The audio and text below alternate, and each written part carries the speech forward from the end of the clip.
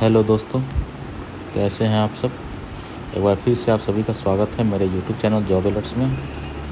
जैसा कि आप लोगों को पता है कि एसएससी ने अपना न्यू नोटिफिकेशन जारी कर दिया है और ये जो नोटिफिकेशन है ये सब inspector in Delhi police and central Arm police forces के लिए है। ठीक है, तो आइए इसके बारे में डिटेल में जानते हैं। चलिए वीडियो को स्टार्ट करते हैं। तो यहाँ पे ऑनलाइन एप्लीकेशन का जो डेट है, स्टार्टिंग डेट है वो 22/7/2023 से आप फॉर्म को फिल कर सकते हैं और लास्ट डेट है 15/8/2023 तक। ठीक है, लास्ट डेट एंड टाइम यहाँ पे दिया हुआ है। आप 15 तारीख 8वां महीना 2023 तक रात के 11 बजे तक आप फॉर्म फिल कर सकते हैं। ठीक है, लेकिन लास्ट टाइम में क्या होता है से बहुत सारा प्रॉब्लम फेस करना पड़ता है, तो आप लोग लास्ट डेट पे नहीं रहिएगा, फॉर्म को जल्दी अप्लाई कर दीजिएगा तो आपके लिए ज़्यादा सही रहेगा। और आपका करेक्शन का विंडो खुलेगा आपका 16/8/2023 से 17/8/2023 तक रहेगा, रात के 11 बजे तक। और आपका जो कंप्यूटर बेस्ड जो एग्जामिनेशन होगा वह अक्टूबर 2023 में होगा, ये आपको नोटिफाई कर दिया जाएगा। अब हम लोग पोस्ट के बारे में देखते हैं। जैसे कि सब इंस्पेक्टर इन सीएपीएफ का यहाँ दिया हुआ है। तो ये जो पोस्ट है यह लेवल 6 का पोस्ट है, जिसमें आपका बेसिक पे जो बनेगा वो 35,400 का बनेगा। ठीक है, और ये ग्रुप बी का पोस्ट है, नॉन गैजेटेड नॉन मिनिस्ट्रियल। ठीक है, उसी तरह सब इंस्पेक्टर इन दिल्ली पुलिस, ये भी आपका लेवल 6 का ही पोस्ट है। सेम सैलरी है, बेसिक पे आपका 35,400 रहने वाला है और ये ग्रुप सी का पोस्ट है। अब हम वैकेंसी के डिटेल के बारे में देखते हैं। जैसे कि सब इंस्पेक्टर इन दिल्ली पुलिस का जो टोटल वैकेंसी है मेल के लिए वो 109 है, वही फीमेल के लिए 53 है। अब sub inspector in PFS Central Arm Police Force में आपका टोटल वैकेंसी जो है वो 1714 है।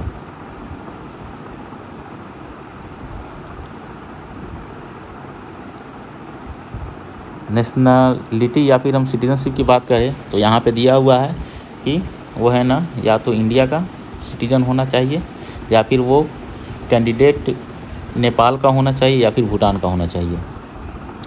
एज लिमिट की बात कर ले तो मिनिमम 20 है और मैक्सिमम 25 है।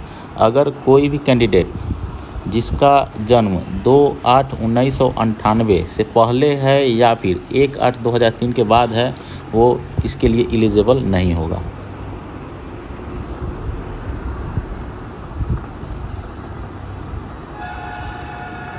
यहाँ पे लिखा हुआ है candidate must have been born not earlier than 2/8/1998 and not later than 1/8/2003 to be eligible to apply. वही है, जो भी कैंडिडेट जो 2/8/1998 से पहले उनका डेट ऑफ बर्थ है या फिर 1/8/2003 के बाद डेट ऑफ बर्थ है, वो इस पोस्ट के लिए एलिजिबल नहीं है। और यहाँ पे एज रिलैक्सेशन दिया हुआ है, जैसे कि SC/ST के लिए 5 साल, OBC के लिए 3 साल, ये आप देख लीजिएगा। एक सर्विसमैन के लिए 3 साल। वैसे ही आपका widow, divorce, women and women judicially separated from their husband and who are not remarried, यहाँ पे दिया हुआ है up to 35 year of as.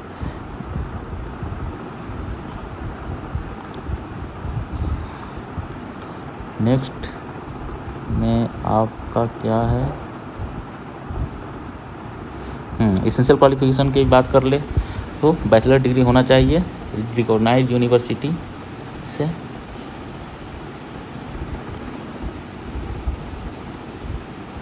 और यहाँ पे दिया हुआ है कट ऑफ डेट, आपका दिया हुआ है आपका एजुकेशनल क्वालिफिकेशन का कट ऑफ डेट 15/8/2023 का है। ठीक है, इससे पहले का अगर आपका बैचलर डिग्री है तो आप इसके लिए एलिजिबल है, लेकिन इसके बाद का अगर होगा तो आप इसके लिए एलिजिबल नहीं होंगे।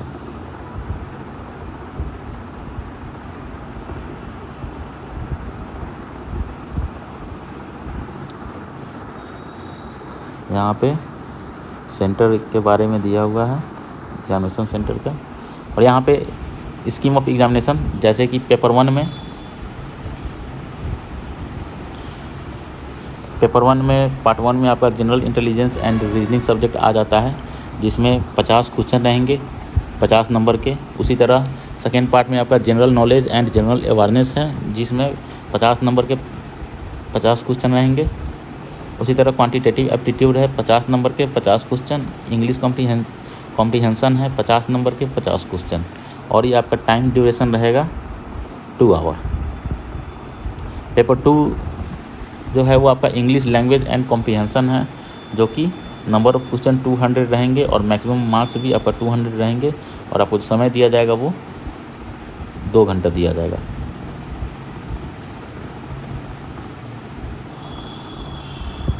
यहाँ पे दिया हुआ है there will be negative marking equal to 1/3 of the marks allotted to question for each wrong answer in paper 1 and paper 2। वही है 1/3 आपका ये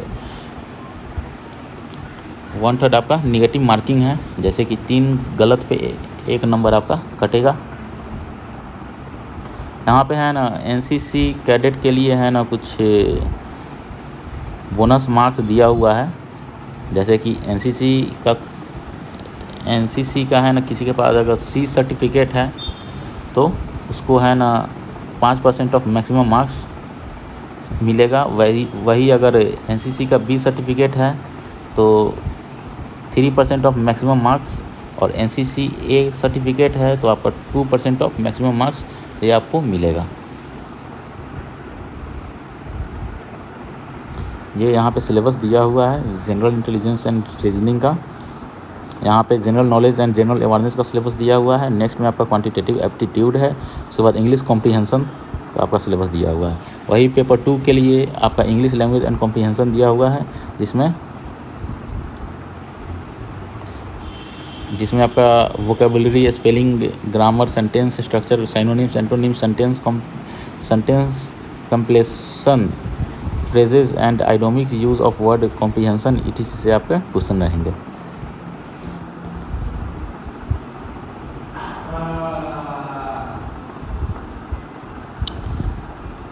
ये यहाँ पे कुछ फिजिकल स्टैंडर्ड टेस्ट दिया हुआ है, जैसे कि मेल कैंडिडेट के लिए हाइट कितना होना चाहिए, चेस्ट कितना होना चाहिए, ये सब दिया हुआ है।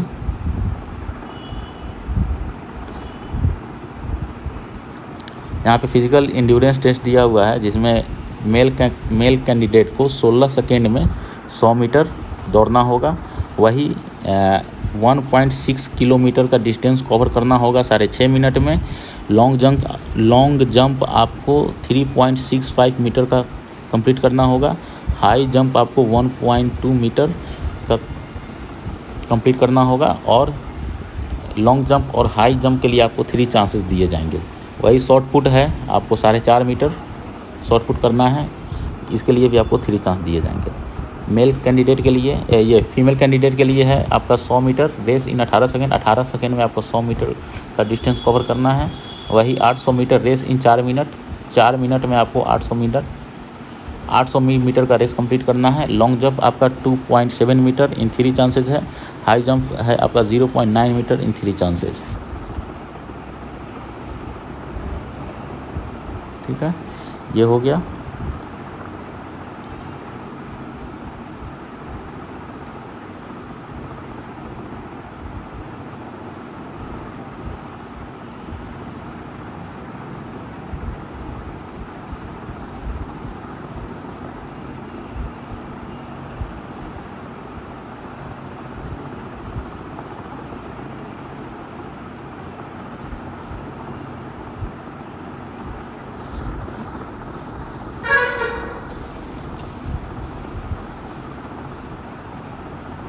हो गया।